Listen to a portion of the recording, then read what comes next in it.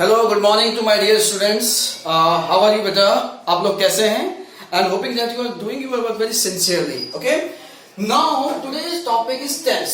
I told you that's very important part of grammar, but here we learn in a different manner. हम इसको बहुत अलग तरीके से पढ़ेंगे आज.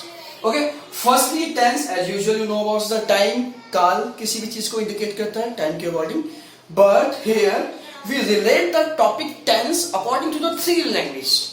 As per the three basic language, first one according to the English, tense is categorized into three parts: the present tense, second one is the past tense, and third one is the future tense. Okay. Now, according to the Hindi grammar, what we consider as Vartaman Kal, Bhoot Kal, and Bhavishya Kal. You are very well aware about that point. But now about the third language, that is Sanskrit. Okay. But in Sanskrit, this portion is also used, but the word is changed, and I hope that you will learn all the point at this manner. Okay. Firstly, present tense को हम वर्तमान काल कहते हैं. Means जो current situation के बारे में बताता है. संस्कृत के अंदर उसको लट लकार पढ़ते हैं. whenever there is a धातु रूप, जब धातु रूप के बारे में पढ़ेंगे तो वहां पे आपको लट लकार का इंडिकेशन से ये पता चल जाएगा सर वर्तमान काल में बात हो रही है. Second, lat lakar represent the past tense in Sanskrit, and future tense represent by the lat लकार.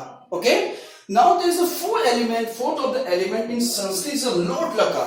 Okay, lot lakar is a concept in Sanskrit that represents agyartha. Hindi में इसको बोलते हैं आज्ञार्था. In English grammar we consider as the imperative sentence. Imperative sentence means ऐसे sentences जिसके अंदर हम express करते हैं, word express any order, any command, any request. Okay, this is the first basic introduction about the tense according to the three basic languages of English, Hindi, and Sanskrit. Now, as per the English grammar, what are the further differentiations and further categories of the tenses we learn in next sheet. Okay, just have a look on the sheets. First tense is our present tense. In Hindi grammar we know as Vartaman Kal, but in English grammar categorize the present tense the four categories. English grammar के अंदर इन tense को हम four categories में categorize करते हैं. First one is the present indefinite tense. Second is present continuous tense. Third one is present perfect tense, and last and only present perfect continuous tense. Okay, that's why we can say that there is a four tense of present. Means there are the four categories, subcategory of present tense. Okay. Now, according what about the past and future tense? Past और future tense के बारे में क्या? Means here present represents the four category as well as the past represent as the four category. The only thing that we have to change about that here past. Now in the past category we learn the past indefinite tense. Now for the present continuous tense we can take at here past continuous tense. Now for the present perfect tense, in past tense we consider as the past perfect tense, and the fourth one present perfect continuous tense consider as past perfect continuous tense. Same. But what about the last one, future tense? As usual, future represent here future, and this one future indefinite tense. Now is a future continuous tense, then future perfect tense, and last one is your future perfect continuous tense. Means overall we summarize all the categories of the tense. We can say that sir here in the topic of the tense there are mainly three tense, and that will be subdivided into four category. Overall, we can say that we have to learn about the rule of 12 tenses. हमें जो सीखना है tense के अंदर 12 tenses को सीखना है, क्योंकि 12 टेंसेस के अंदर डिफरेंट रूल्स होंगे. उसी रूल्स के अकॉर्डिंग हम उसे narration, active, passive, literature portion के अंदर हम जाएंगे तो वहां पे हमें क्वेश्चन आंसर फ्रेम करना, ऐसे writing, letter, whatever the main portion of English grammar as well as the literature. All the content, all the feature of tense will be used in that particular questions. Okay. So overall in this sheet we learn about the tenses is divided into three parts. After that we learn about in Hindi grammar and as well as the Sanskrit. Then we further categorize the present tense into four parts, as well as simultaneously we represent past and future tense according to that.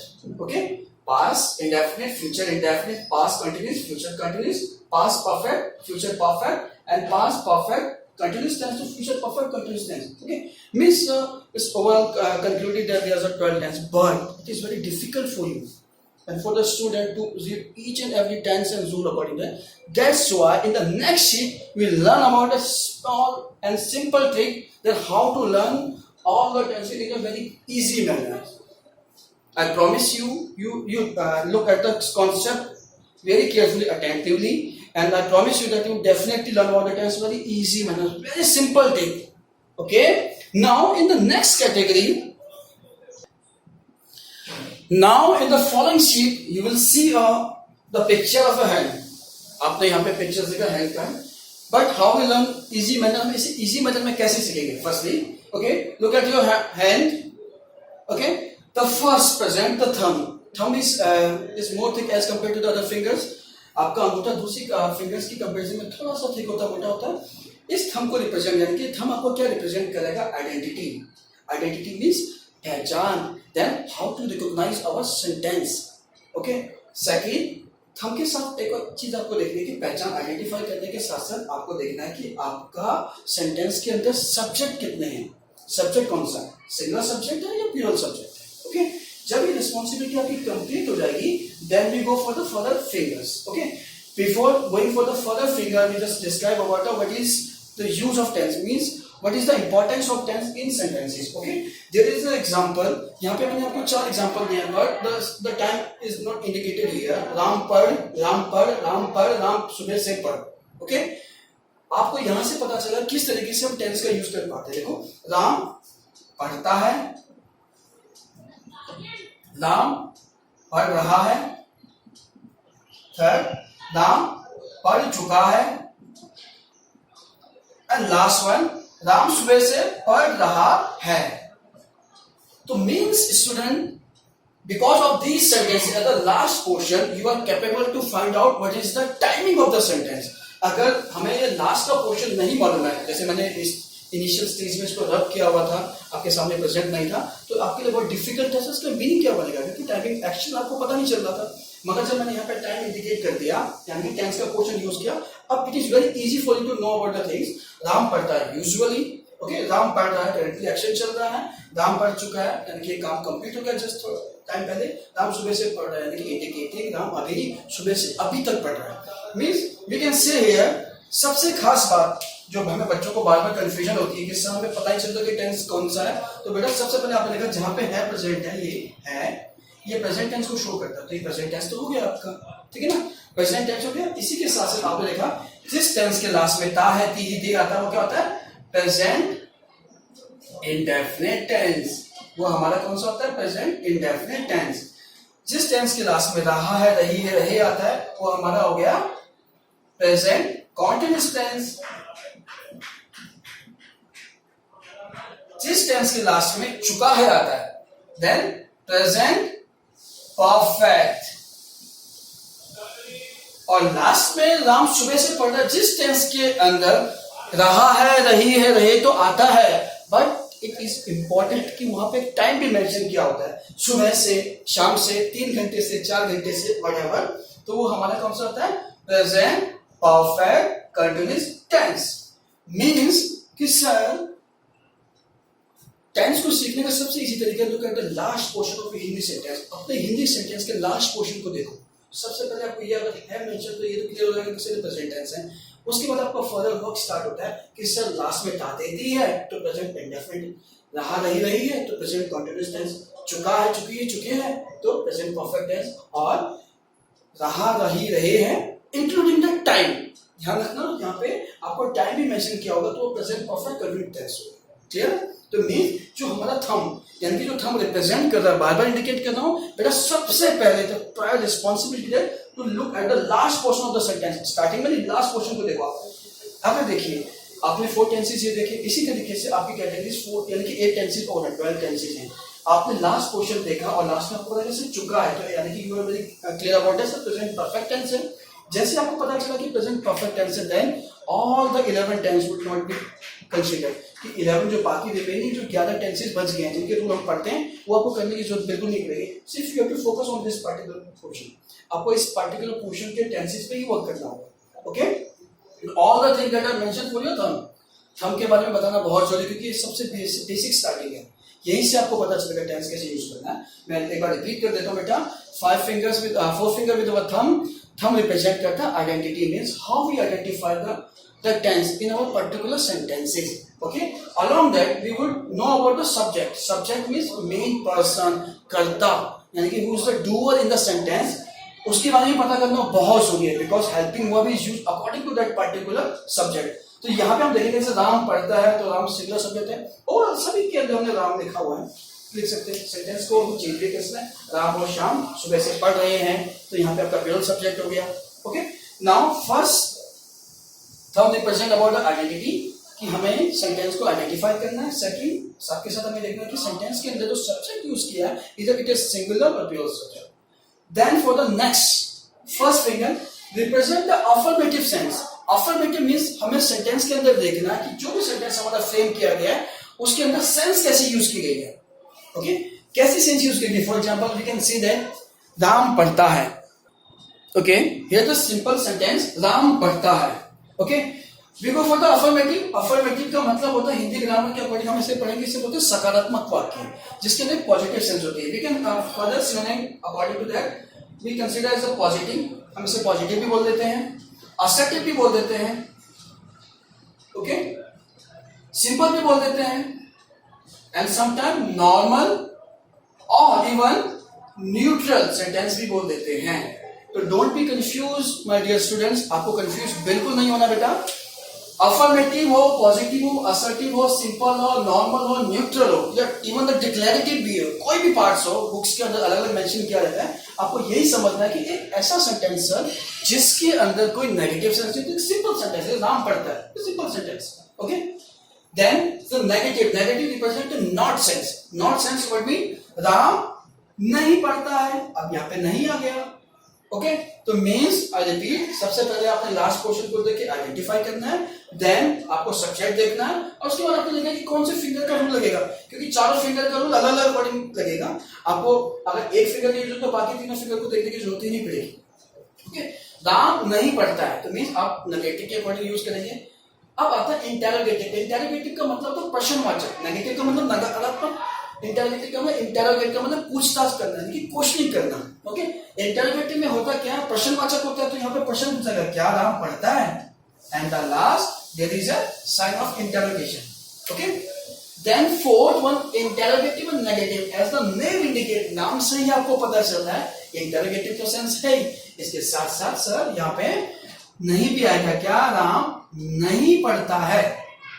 Okay, clear. I repeat, सबसे पहले बेटा आपको identity को find out करना है कि हमारी identity क्या है. सेंटेंस के लास्ट पोर्शन को देखना है. आई रिपीट, मैं बार बार रिपीट कर रहा हूं बेटा, लास्ट पोर्शन को आपने देखना है. After recognizing the type of tenses you have to find out whether the subject is singular और प्लूरल. आपको ये भी देखना है कि सेंटेंस आपका singular plural.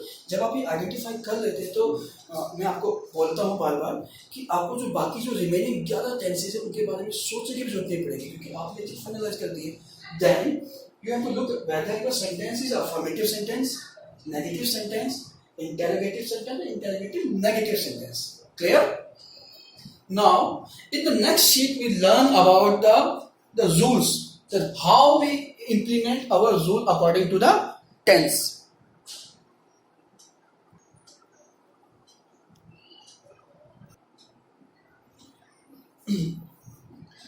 Now we discuss about the first tense of present tense, present indefinite tense.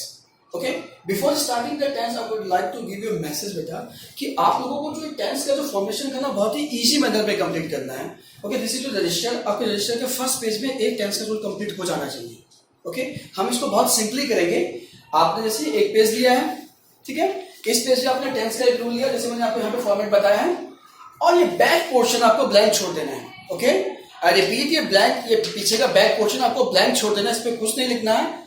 इसका main purpose है कि इसके रिगार्डिंग कुछ आपके एग्जांपल और समहाउ कुछ एक्सेप्शनल केसेस होते हैं according to different grammar topics के, वो मैं सिर्फ इस पेज के ऊपर ही लिखाऊंगा. ठीक है ना. देन सेकंड पार्ट जब हम डिस्कस करेंगे प्रेजेंट कंटिन्यू, तो आपने नेक्स्ट पेज पे करना है. Means overall we can conclude that sir कि इसी तरीके के हमें 12 पेज के अंदर पूरा टेंस कंप्लीट कर देना है. 12 पेज के अंदर हमारा टेंस पूरा कंप्लीट होगा बहुत ही इजी मैनर में, और हमें लॉन्ग रन के लिए हमेशा याद भी रहेगा. Okay, now just make a quick review about that what we have done in the previous sheets.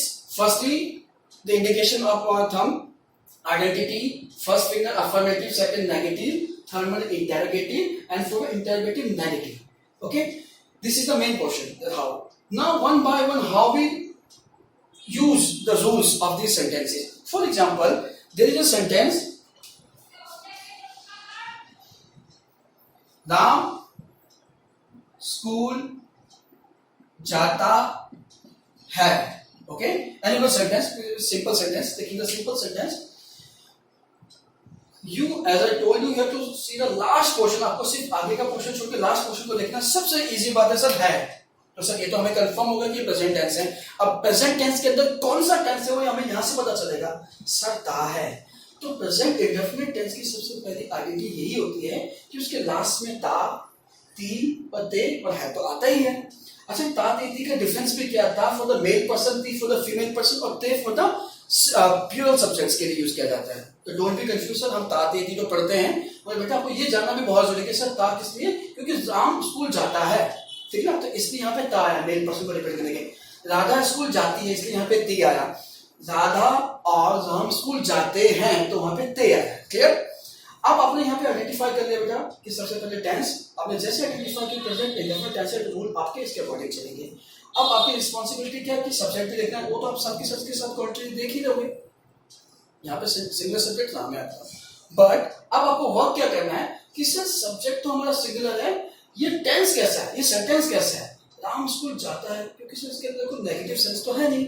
Okay, तो नेगेटिव तो हो नहीं सकता. क्या राम स्कूल, इसके अंदर कोई क्वेश्चनिंग भी नहीं है, तो बट इज सिंपली इसका अफर्मेटिव सेंटेंस है.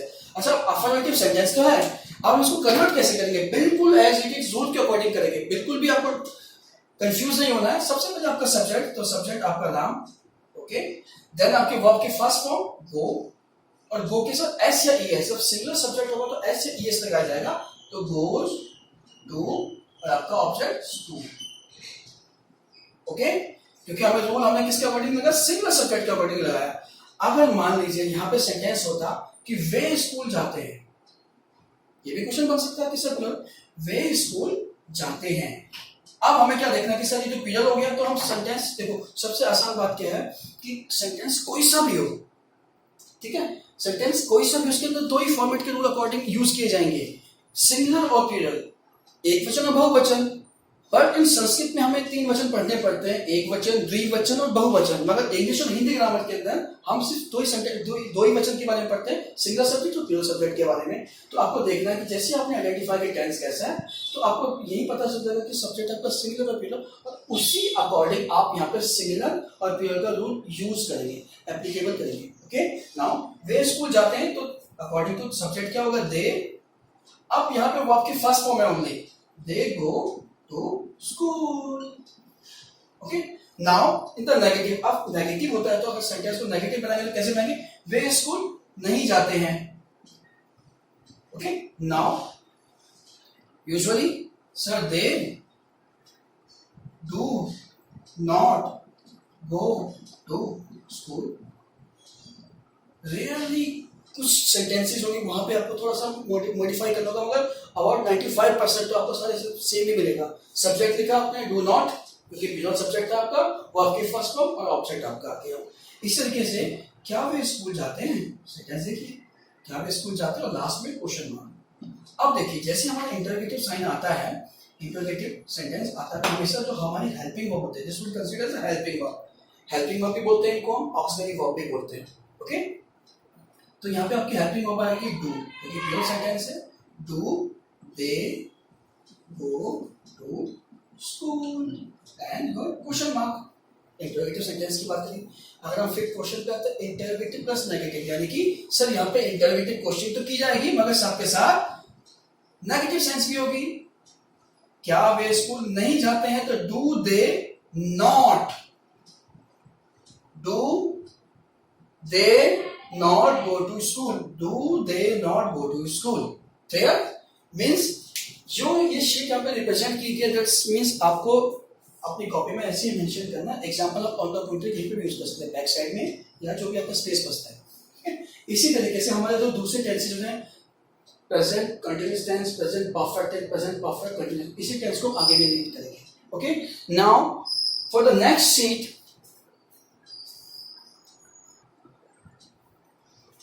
now there is a present continuous tense. Okay, the second portion, second category of the present tense, wherever you see present word, continuous word in any of the sentence, put your ears for the reminder point, put your ears outside and say verb first or ing. means कि कभी भी 12 tenses के अंदर आपको continuous word कहीं पे भी नजर आता है तो हमेशा वहां पे वर्ब की फर्स्ट फॉर्म प्लस ing का यूज किया जाएगा। ओके, नाउ सिंपली आइडेंटिफाई, हम इसको आइडेंटिफाई कैसे करेंगे?